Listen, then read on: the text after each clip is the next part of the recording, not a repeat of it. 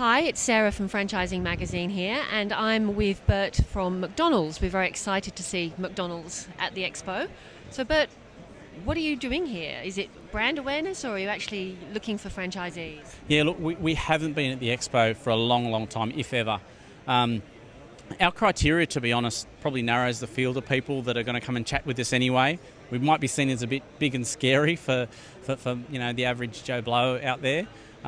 So what we'd really like to do is just broaden that range of people that we're having those conversations with. We're really not that scary. Yes, there are some things that we really need people to have when they come to us, but we're really just searching for some new talent, new business acumen, people that have had success in other industries, or whether it be as a corporate or someone who's run their own business. We're just really interested in chatting to more of those people. We always have been interested. We've probably just not done a great job of going out there and telling everyone that we want to talk. Okay, it's interesting that you say that, because I think McDonald's does have the perception of being kind of at the top end, if you like, and perhaps a little unapproachable. Obviously, you've got opportunities available, and everybody probably wants to buy a McDonald's. What are the opportunities, though? I've heard that you have to really be within the system to buy a franchise now. Is that true? Yeah, so you don't need to be within the system. Last year in 2011, we had 12 new licensees that joined our system. 7 of those came externally. So whether they be frustrated corporates that were looking for the next challenge, whether they work for other franchisors, they own gyms. We had an environmental scientist come through. So it's more about the business capability that someone brings to the table. It doesn't really matter to a certain extent where they've applied it. It's more so if we can tap into some of that potential and bring that into our system. We've always had an appetite for talking to people, and we need that to continue to evolve the business. A lot of our innovations within the business have come from licensees. So we always will need fresh ideas. Some of that, where those people will end up, some of those people will be in brand new sites in regional areas.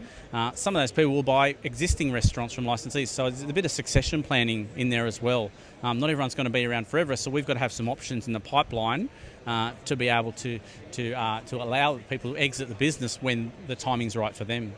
And what's the typical life? Is there a typical lifespan, if you like, of a McDonald's franchisee? Is there a term of it? I got asked that question a little bit earlier today. I think it kind of just depends when people come into the system, because there's not many people that, once they've been part of McDonald's for a period of time, that actually want to leave the business. So we had a licensee recently who is 69 years old, and at the end of each 20-year term, we then have that conversation as to whether we're going to partner up for another 20 years for that particular site. And that licensee came to us and said, I've got the energy and the passion, and I just want to go again. And so that licensee, who's 69 years old, has been granted another 20-year term. I think the biggest challenge is for when someone is looking to exit the business, how do they exit the business? They find that tough, and a lot of people stay in touch with the business, whether it be as a mentor or whether it be, at the heart of our business is Ronald McDonald's House Charities. So they'll stay on the board of the charities and continue to drive that even when they've already divested themselves of the actual restaurants and someone else has taken over them. So in answer to your question, I don't know that I could put a time period on, but it's probably greater than 15 or 20 years as far as the average tenure, and that might depend on how late in their lifetime that they actually came into the system. So it's quite a commitment, isn't it? I mean, 20-year franchise agreement is fantastic, but you've got to be committed to doing it as well. It's not a 5 years and then you go on and do something else. Yeah, look, agree. So we commit to that 20-year licence, and we do have a high expectation as far as a commitment from our franchisees as well. The important thing is the way our business runs is you get into the local community, you understand your position in the community, you get to know your customers really, really well, you build a great team of people around you, because that takes a period of time to get that together, and then what you've done then is built a great platform for you to capitalise on, for you to continue to grow your business and grow your presence as a business leader and as employer within the community. Not many people want to give that up after doing all the hard work after 5 years, if I'd put a time frame on it. That's why people just take that. And to be honest, we have a really good culture within our system. Once people are part of it, they struggle to get away from it. At the core of it, the financial returns are good, so our franchisees get healthy returns. So people, it's probably harder for people to go rather than to make that decision themselves. Certainly in the United States, there are franchisees who have fantastic multiple businesses, bigger than some franchisors in this country. Have you got any really good success stories here? Yeah, so you're right. In the States, it's not that unusual for someone they kind of own their own company. They have 30, sometimes 50 stores as part of that and have their own structure to manage that. The licensee over here that's got the most amount of restaurants has got 11 restaurants as part of their portfolio. We've definitely looked to having our licensees grow, and they're happy to grow as well, to have more and more. We have multiple store operators, so we currently have just over 100 of our operators have 3 stores or more.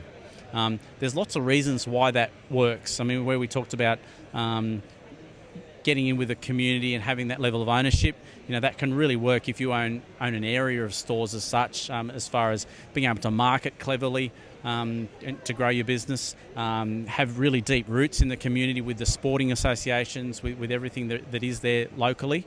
And to be honest, from a cash flow point of view, that can really work if I've got multiple restaurants to be able to reinvest in those restaurants, to be able to do that over a period of time. But it's quite possible, isn't it, that you might have one McDonald's store and a competing McDonald's store will open up down the road. You don't sell territories, is that correct? You sell just the store? Yeah, correct. We don't sell territories. And there's no sense of entitlement that because a restaurant opens close by, that as a licensee I will get it if I was a licensee. It's probably more so, we're obviously very cognizant of that. If a restaurant opens close by, some of those customers, those hands and feet that usually walk into your restaurant may go to the other restaurant. So we absolutely need to be conscious of that when we're making a licensing decision. But we look at the performance of licensee, we look at what potential impact might happen to that restaurant, and we put all those things in the melting pot, and we work with the licensee to come up with the right licensing decision. So let's get to the bottom line. What does it really cost to invest in a McDonald's franchise? Yeah, it's a good question. So when we're talking to applicants, we're looking for applicants to have upwards of $800,000 in cash or equity that they can easily liquefy. So whether it be cash sitting in a savings account, or whether it be a property that could be sold relatively easily to have that money available in 12 months' time. To open up a new restaurant, so obviously McDonald's builds the restaurant and owns the land. So what we call the equipment package to get into a restaurant is circa $1.7 million. So that's what's going to cost. It's obviously upwards of that if you're looking to buy, in most cases, into an existing restaurant. And so we work with the banks in having a borrowing ratio of 25% to 75% in that. So you need to have that 25%, and we just are not comfortable for you to borrow more than that 75% as far as your ability to service that debt over a period of time, be able to continually reinvest in the restaurant. Now, I was talking to a couple of franchisees earlier who were impressed with the amount of training that goes on before you actually start up a store. Can you just tell us a little bit about the extent of training? Yeah, look, it's great the amount of training that we can provide, but it also requires a high level of commitment from the applicant. So if someone is successful through our selection process, they then come into our training process, which is 9 months, and it's 9 months unpaid. So that's the commitment that we're asking for. But what that does mean, so when a licensee or franchisee, I should say, actually gets into their own restaurant, if I was ask them the question, I do ask every single person that comes through our process, I ask them a month or 3 months after that, would they have ever shortened that 9 months of training by 1 day? And all of them say no.